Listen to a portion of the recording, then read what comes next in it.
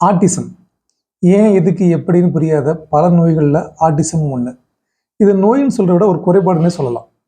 நிறைய பெற்றவங்க இந்த மாதிரி குழந்தை பிறந்துச்சுன்னா இப்படி ஒரு குழந்தை பிறந்துட்டே அப்படின்னு ரொம்ப வருத்தப்பட்டு அவங்களுடைய வாழ்க்கையும் பாய்க்கிறாங்க, குழந்தை வாழ்க்கையும் பாய்க்கிறாங்க. இது ஒரு நோய் இல்லை, மூளையில் ஏற்படக்கூடிய ஒரு குறைபாடு தான் அப்படிங்கிறத ஃபஸ்ட்டு புரியணும். இந்த மாதிரி குழந்தைங்க இது ஒரு பிறவி குறைபாடாக இருந்தாலும் பிறந்து ஒரு 6 மாதம் டு 3 வயசுக்குள்ளே இந்த குறைபாடை கண்டுபிடிச்சிடலாம். நிறைய பேர் அந்த 3 வயசுக்குள்ள கண்டுபிடிக்க தவறு, சரி பண்ண தவறுனால அந்த குழந்தைய கொஞ்சம் சிரமத்துக்கு ஆளாக்குறாங்க.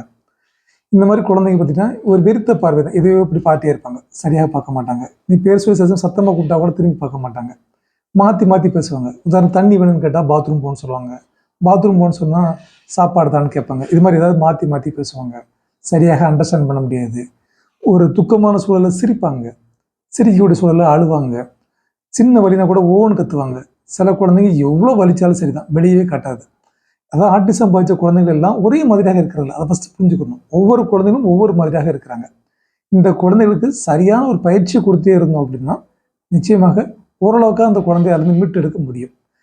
இது மாதிரி குழந்தைகள் நம்மகிட்ட இருந்தால் அதுக்கான பயிற்சி கொடுங்க.